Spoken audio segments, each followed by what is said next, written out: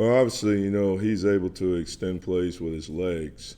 So, that's really stressful, on the defense, especially the defensive line. We've got to make sure that we're very disciplined, in our rush lane integrity.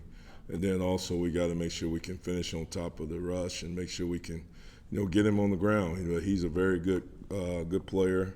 You saw what he did last week against Mississippi State. What he did last year against us. We just gotta make sure that we're disciplined in everything that we do, and we gotta make sure that we try to restrict it and keep him in the pocket. Patrick and Brady.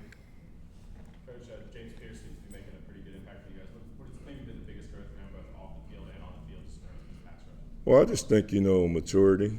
I think James has grown in all areas. Not just in football, but I just think in life, period, which is parallel to it. But he's starting to do things the Tennessee way, and not so much James Pierce's way, and starting to buy into what we're telling him and what we're teaching. Obviously he's always been a very talented young man, but just getting that talent to bottled and going in the right direction. That's been the challenge. But I think now he sees himself having success, with the coaching. So hopefully, he's going to continue to even be more coachable and be more of a sponge and just try to take everything in and grow and continue to grow. Coach, how would you grade your pass rush overall, and then specifically your inside pass rush, and how important is that when you're playing a guy like Rattler this week to get pressure in his face in the pocket? Well, obviously, when we look at the film on Mondays, the biggest thing that we're more focused on than anything is the production that we left on the field.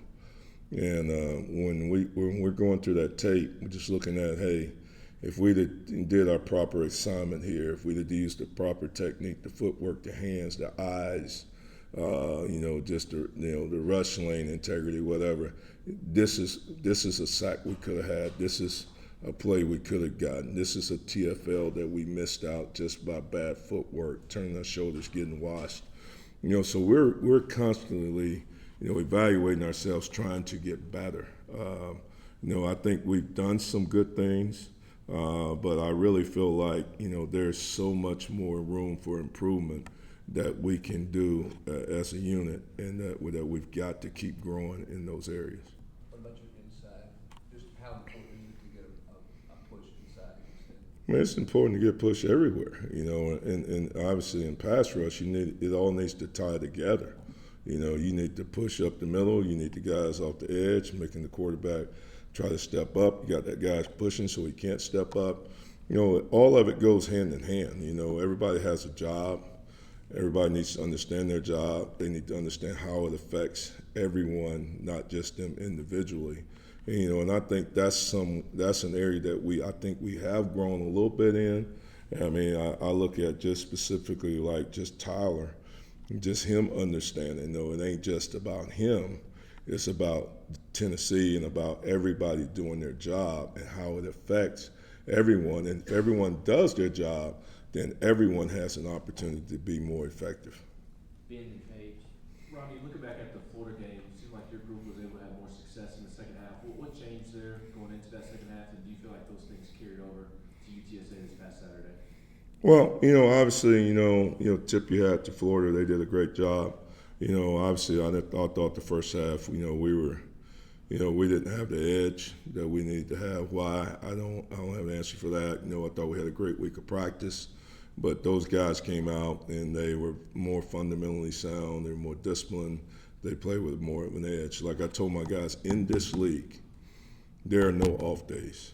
I don't care who you're playing against. I mean, you have to bring your A game every single day. And we have to have that type of chip on our shoulder when we go in there.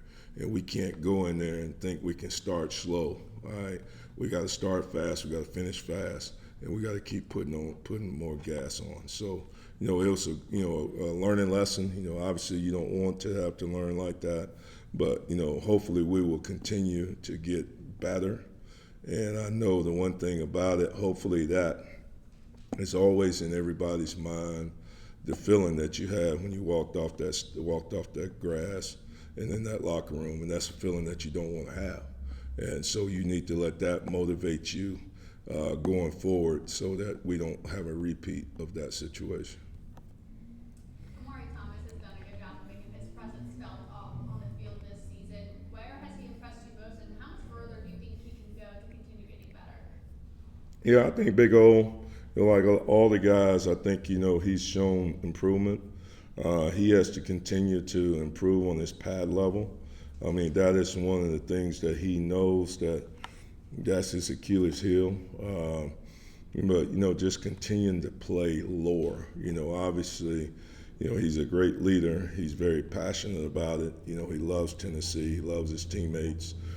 He does a great job, but, there are some fundamental things that he has to continue to improve on, which is just natural knee bend, just initial explosion, hip rotation, things like that. That's going to help him chase his ultimate goal where he wants to be eventually.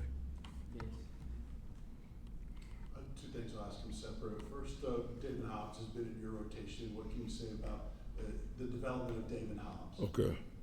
I think Hobbs is a great young talent. I think this kid, he has a very bright future.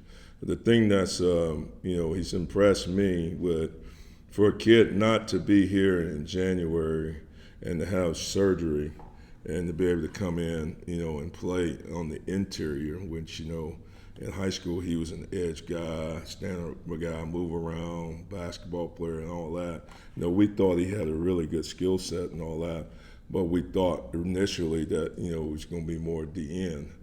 But with our need and everything that transpired, we needed more help at tackle. And for him to embrace it, not fight it, to go in there and do it, it's been very impressive. So, I'm looking forward to watching his development because he has a long ways to go.